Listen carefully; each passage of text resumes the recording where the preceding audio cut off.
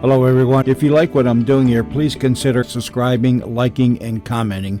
It would really help the channel out quite a bit. Thank you very much. The Fabulous Dr. Tweedy, written by Robert Riley Crutcher, featuring Harry Von Zell and starring Frank Morgan.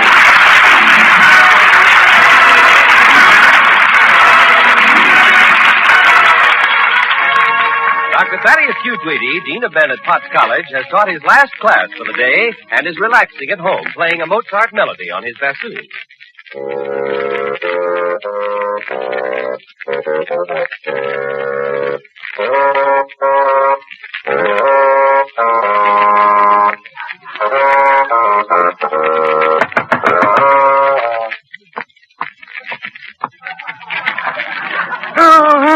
Dr. Tweedy. Well, good afternoon, Timothy. It's a pleasure to see your great, big, bright, beaming face. I bet you're just saying that. Of course I am. I'm all bundled up in my woolies and I want to throw snowballs. Can Welby come out and play? Timothy, do you think it's dignified for the houseboy of the Phi Beta Quota fraternity to be seen playing in the snow? Oh, I throw snowballs for exercise. Yeah. Did I ever tell you I'm a prize fighter? Yeah. I've had 87 fights so far. Not many guys last that long. They go crazy. You know, punch drunk. And when they're really gone, they hear bells all the time. Answer the phone, Tweedy.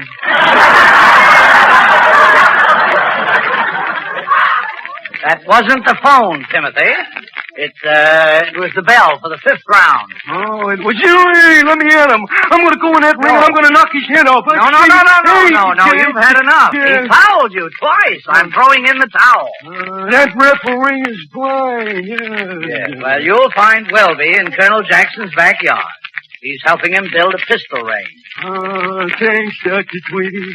You're the best second I ever had. I'll go right on over there. Yes, well, have a good time and keep your mittens dry.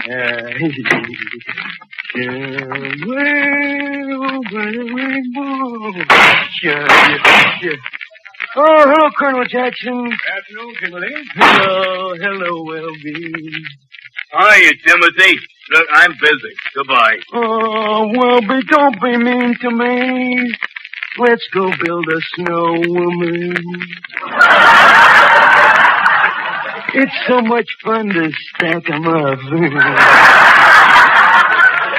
No. Let's go down to the corner and face the main. We can whistle at the real thing. It's a windy day, you know. There'll be plenty of tomatoes blowing by. Just a moment, gentlemen. Welby? Yes, sir. Did I hear you say you were going down the corner to whistle at tomatoes? Yeah, Colonel. You want to come along? Welby Skinkle, don't you ever refer to the fair sex as tomatoes in my presence. Yes, sir. Women are the loveliest, most precious things on earth. They ought to be sheltered and protected. I pity you if I ever catch you whistling at a woman, Welby. You stop picking on Welby. Did I ever tell you I'm a prize fighter? Did I ever tell you I'm a dead shot? Well, And to put it in your terms, Timothy, I've had 87 duels so far. Yeah, but Not many men can last that long. Yes, sir. They're certainly taken dead. You know, deceased. And when they're really gone, I buy them lilies. Do I make myself clear, Timothy? Timothy, this is one phone we ain't waiting to answer. Come on. Dr. Tweedy. Dr. Tweedy, sir. Hello, Colonel. Did Welby get the bell installed in your pistol range? Yes, indeed. It's all finished. Well, would you care to join me in a couple of shots, sir? Well, I don't mind if I do. Here's your pistol, sir. Oh, pistol. Dr. Tweedy. I think you'd better speak to Welby regarding his attitude toward women. If I ever caught a man being disrespectful or ungentlemanly toward a lady, I'd pick up my pistol and I'd... You're absolutely right, Colonel. I do the same thing. I pick up my pistol and I... Dr. Tweedy, sir. Look at the rear tire on my car. Flat, isn't it? Goodbye, Colonel.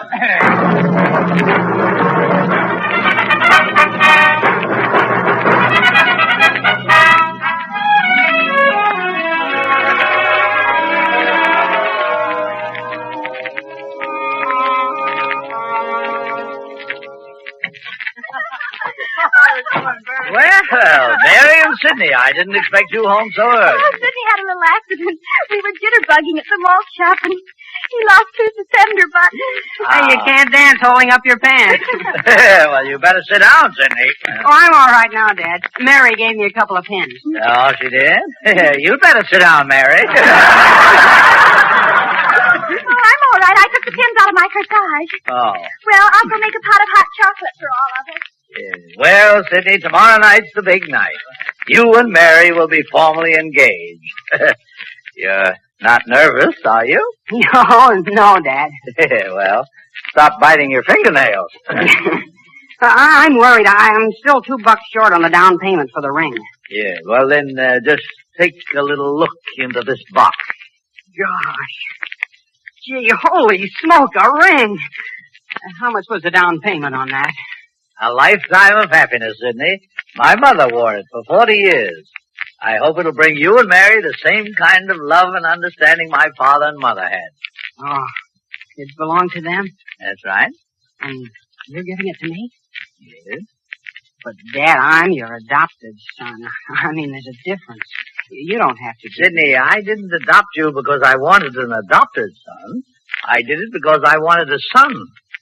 Here's the ring. Thanks, Dad. Then you really approve of Mary, too, huh? Oh, yes, Sidney. When you two get married, I'll have a son and a daughter. And then pretty soon I'll have I'm too young! I'm too young to be a grandfather. Now, here we are, 3 cups of steaming hot chocolate with floating marshmallows. Yeah, thank you. Move over, Sidney. I want to sit beside you.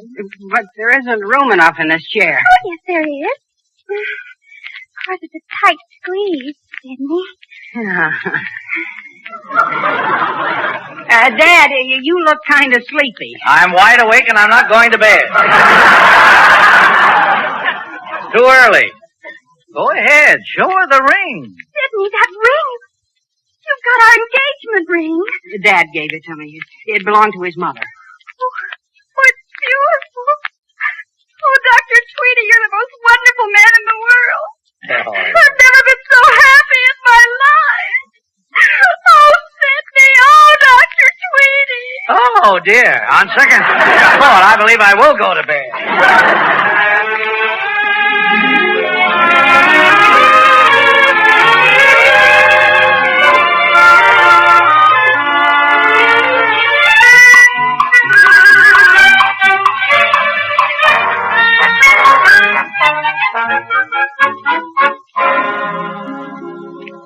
Hey, Doc, what a clothes horse you are.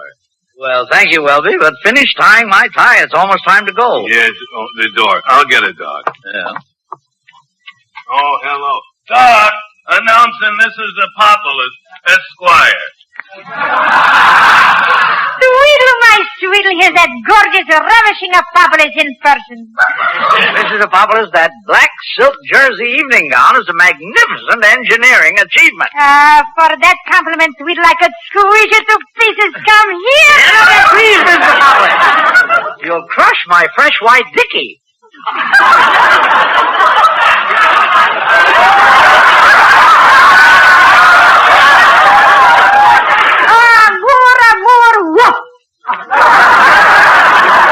Mrs. Apopolis, please control yourself. You know that Sidney and Mary are having their engagement announced tonight. Yes, I know, Tweedle Tootsie. I'll be there. Love, love, love. I love it. But most of all, I love not wearing a tight girdle which is choking me. Tonight I'm footloose and loose all over. You're looking at a happy greet. Mrs. Apopolis, I must admit it, you certainly look chic. Who's chic? I never felt better in my life.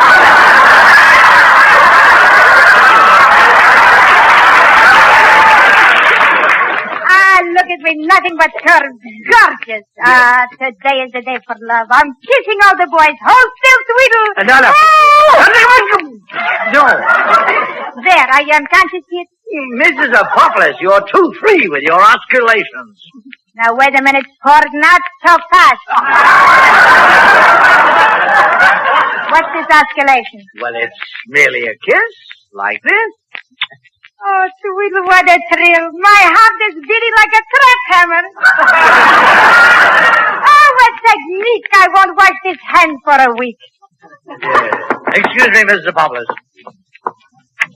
Another woman, huh? Good night, Tweedle. Oh, good evening, Dr. Tweedy. I'm one of your students. Of course, I guess you never noticed poor little old me.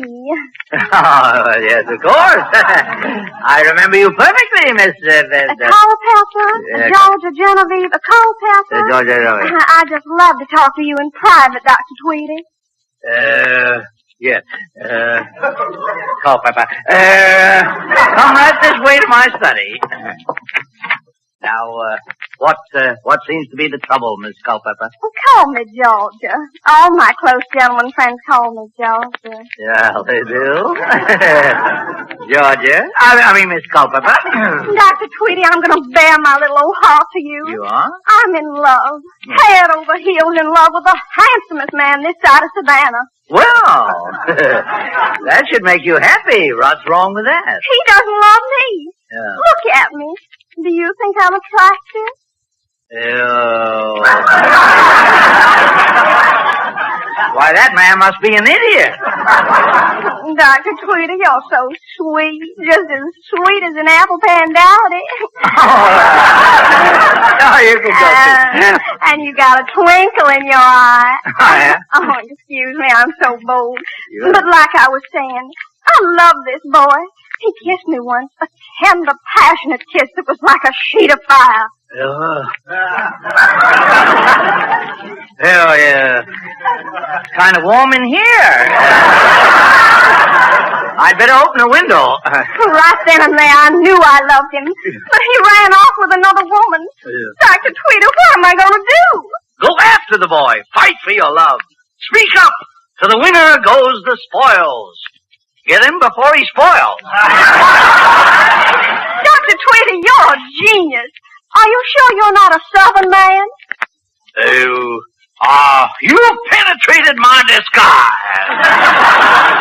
My advice to you is to get in there and fight for your sheet of fire. Dr. Tweedy, you made me just as bold as brass. I'm going to douse myself with scream of ecstasy perfume and take Sydney away from Mary. Well, goodbye.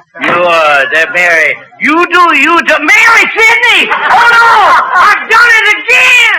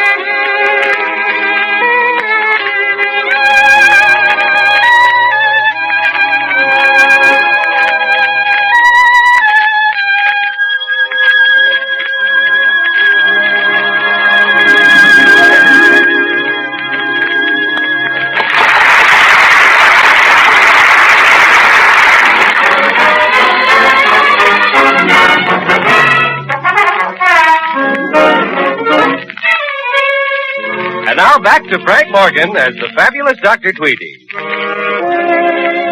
The silver moonlight falls on pure white snow, and the night is filled with music.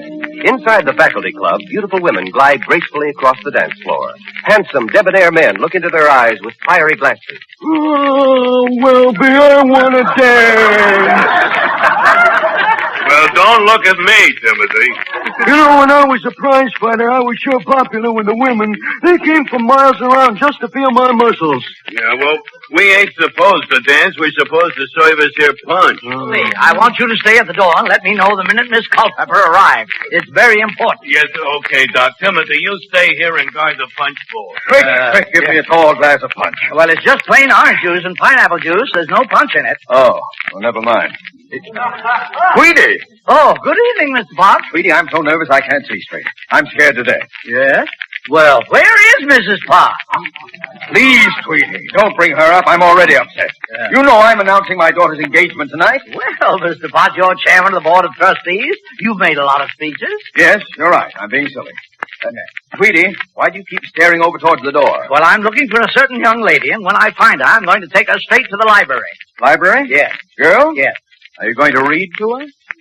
Oh, there she is. Excuse me, Mr. Potts. Good evening, Dr. Tweedy. Like you said, I'm going to fight for the man I love. Oh, no, but What do you think of my sheer, strapless evening gown?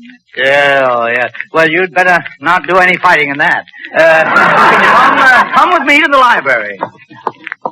Miss Culpepper, I want to know everything that has taken place between you and Sidney.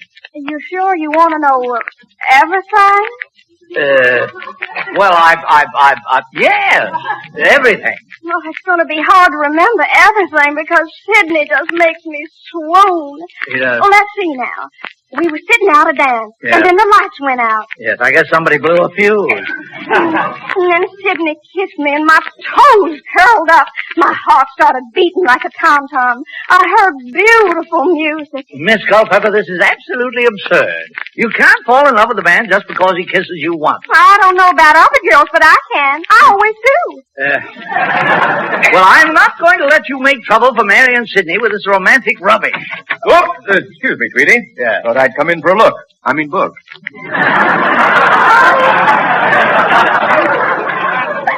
Dr. Tweedy, you're mean and cruel and heartless. No, You've ruined my life. Oh, Tweedy, what's been going on here? Nothing, Mr. Potts. She's just making a big fuss because she got kissed.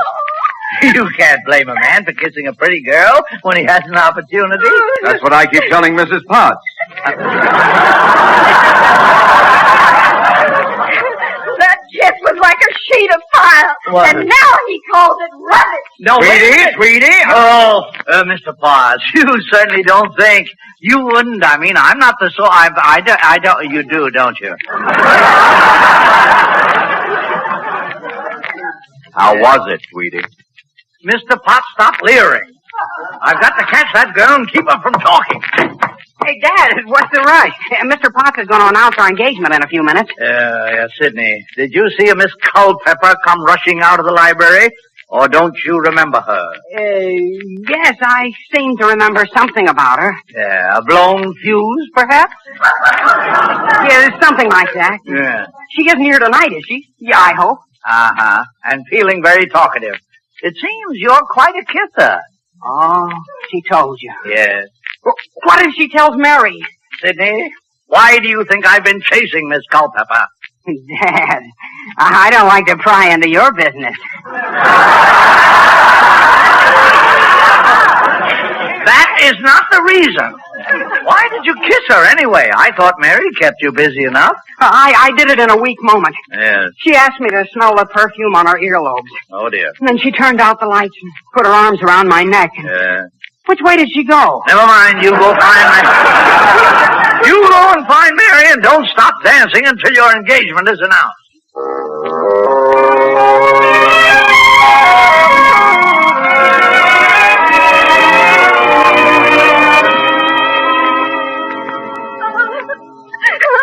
Now, Miss Culpepper, you know you don't want to break up two young people who love each other. Oh, yes, I do. There's absolutely no reason why you should be so unreasonable. I'm a woman.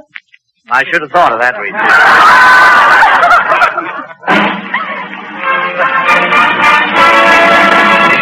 Ladies and gentlemen, may I have your attention, please?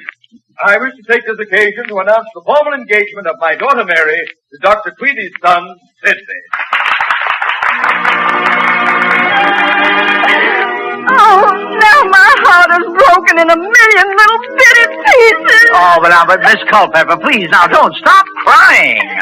You're getting your shoulders all wet. What will people think? I know what I'm thinking, Dr. Tweedy.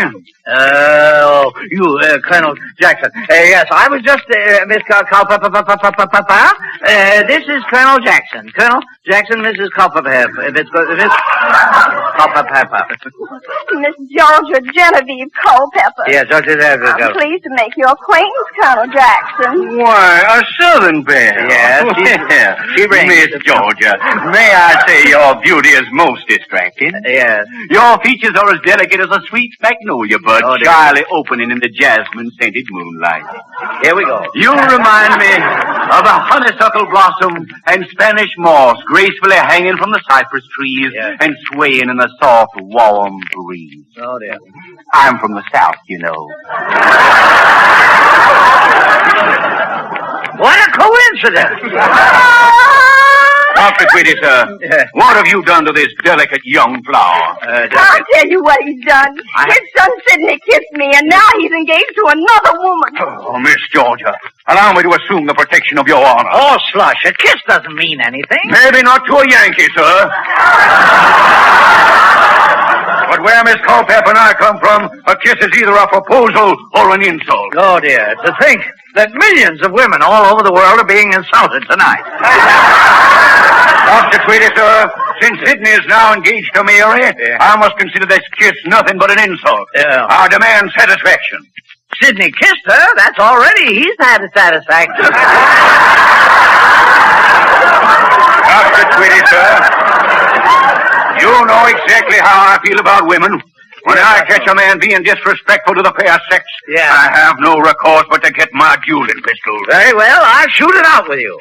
But this time you can fix your own flat tire. Miss Culpepper, surely there must be some other man that you could find interesting. Well, to be frank with you, the only real man I've met since I've been here is the Colonel. Well, thank you, ma'am. I'm your obedient servant. Miss Georgia Genevieve Culpepper. You mean you're cottoning to the Colonel? Balls of fire! I find him mighty tantalizing.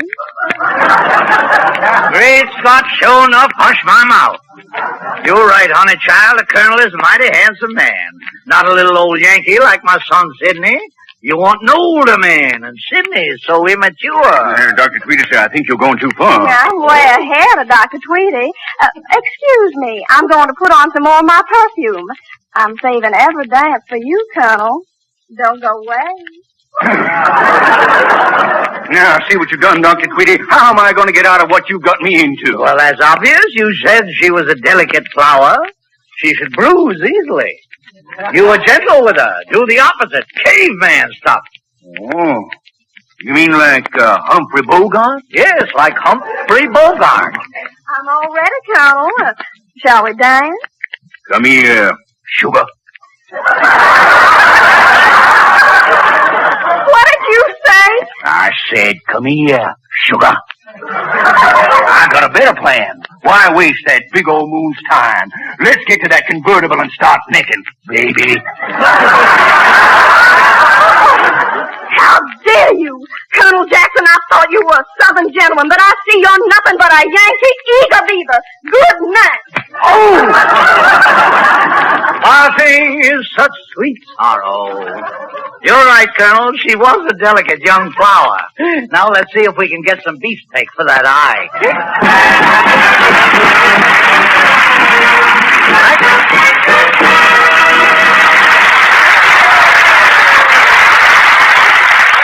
This is the United States Armed Forces Radio Service, the voice of information and education.